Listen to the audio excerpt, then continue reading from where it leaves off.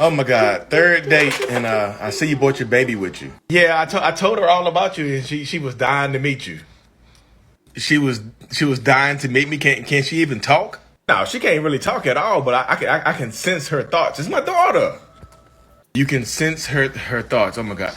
How is the other parent going to feel about you introducing me to your daughter this quickly? Oh, they're gonna be mad as hell, but it's kind of the point. I like to get on their nerves a little bit here and there. So you intentionally try to piss off your ex? Yeah, doesn't everyone? No, no, everyone doesn't do that. Like, do you take care of your other kids? I take care of them by praying for them every night, and this actually the first time I'm meeting her. So we meeting her together. Oh my God, I cannot do this anymore. Stop calling my friends. What do you mean you can't do this anymore? My mom is dying to meet you. I told her I was gonna marry you and everything. Marry me? Do you even know my last name? You have a last name? What is going on, beautiful people? Welcome to another episode of A Narcissist Explains. I am self-aware, diagnosed narcissist Lee Hammock, and I use my platform on social media of over 1.5 million people now, y'all, to raise awareness for NPD, get more people into therapy like myself, and also validate the victims and survivors of said disorder. This series is dedicated to making my TikToks and my YouTube shorts longer. They are 60 seconds or less, and you know this is going to be longer than 60 seconds.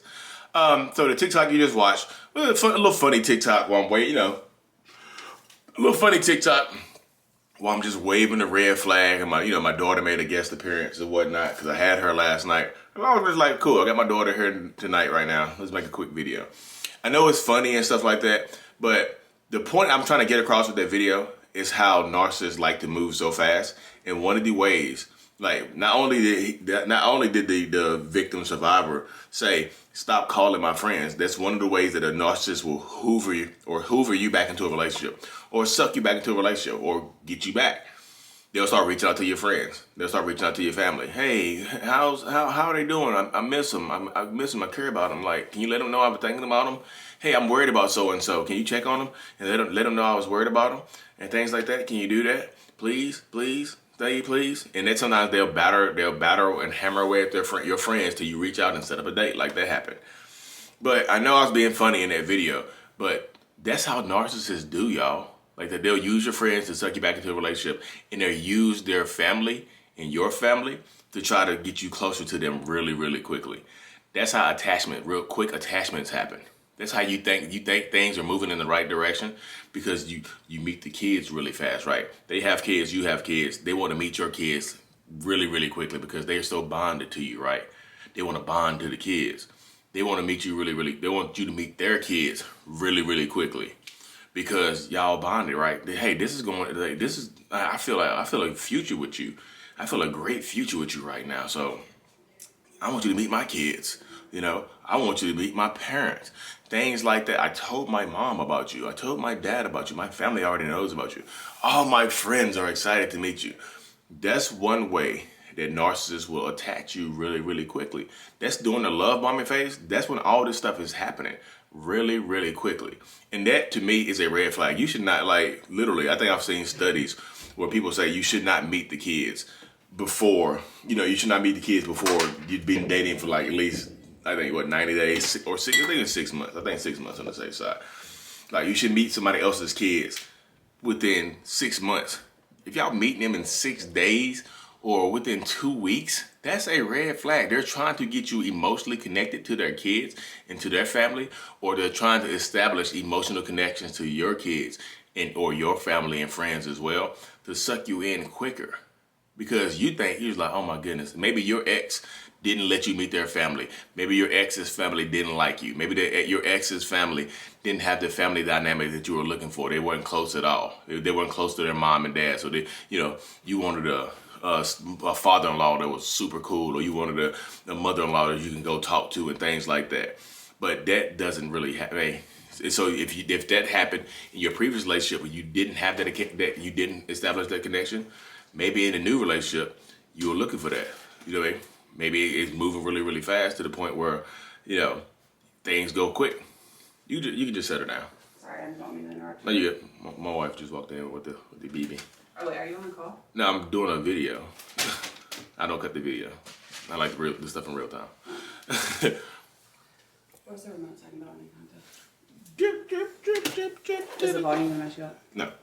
Yeah, just turn it down. Yeah. So if that didn't happen in your previous relationship, I'm back, y'all. I'm not talking to her anymore. If that didn't happen in your previous relationship, right? I know, like, if that didn't happen in your previous relationship, this narcissistic person is going to do that to try to bond you quicker to them. Like, hey, come meet my mom. I know it's only been a week, but my mom is dying to meet you. Like, I think she really likes you. I think she's like, she wants to meet. I know we only been dating each other for a week, but my mom is just so eager to meet her new daughter-in-law. Daughter-in-law? What you tell her? I just told her what I felt about you. You see how stupid that sounds? After a week, that's too quick. I think setting boundaries is tantamount at the beginning of relationships with new people. Like I said, I was just being funny, waving my little red flag, and I waved my little red flag in the video. But that happens a lot. And then also another red flag in the video I said was like how a narcissistic person will try to trigger the other, try to trigger the ex. Oh, my ex is going to hate me meeting you. My ex is going to hate me bringing the kids around you so quickly. But that's the point, isn't it? You don't like to get your exes mad? I do. Y'all be ignoring this type of stuff because why do you ignore stuff like that? Because you're in love, right? It's like, I just had the rose-colored glasses on. I was just so in love that I didn't know what to do. I ignored the red flags. But now you got kids by this person. They're doing the same exact thing to you that they did. You know what I mean? They want to look. Just you can say, hey, Delaney. You gonna leave? Yeah, peek in now. Hi. Just right here. I know y'all gonna ask you like, how's your relationship with your wife? I love my wife. She's comfortable enough to come here with the kid and listen to me talk about narcissism. Y'all don't see that. We work. And if people want to read this, it says your comfort zone will kill you. My wife got me that because she knows I like to sit in the comfort zone sometimes. This is inspired, but she got me that to make these videos, so it inspires me. I'm comfortable not making videos about narcissists, so I'm uncomfortable doing it. I've got more comfortable doing it though. But yeah, you see how fast, I'm back, but you see literally how fast that type of stuff goes. That's what I tell people all the time. If it doesn't feel right, your intuition is kicking in. Most people that I talk to over Zoom, when I'm doing my little coaching calls over Zoom and things like that, most people say that their intuition told them something doesn't feel right about this, and they still continue to ignore their intuition. They still went against that gut feeling that they knew they had. They still went against it because guess what? They didn't want to miss out on an opportunity. Like, what if I'm wrong? What if you're right?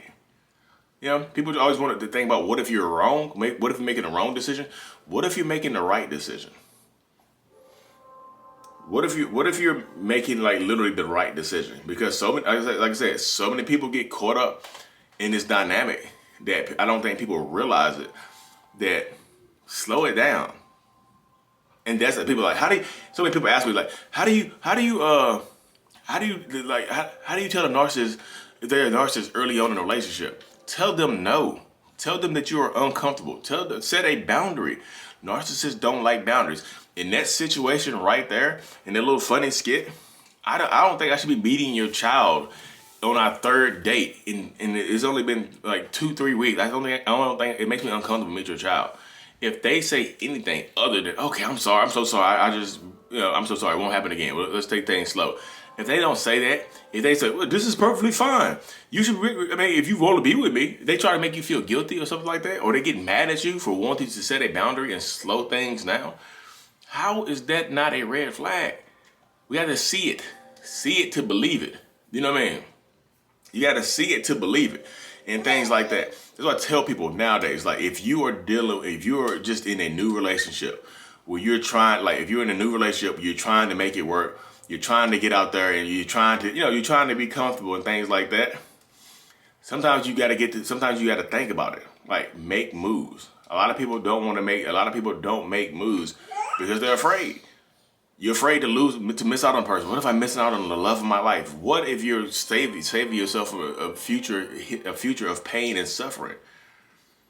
People want to look at the bad stuff. Look at the good stuff. Look at the stuff that could be happening if you make a decision to leave this person early on, as opposed to remaining in this toxic situation and hurting yourself for an extended period of time.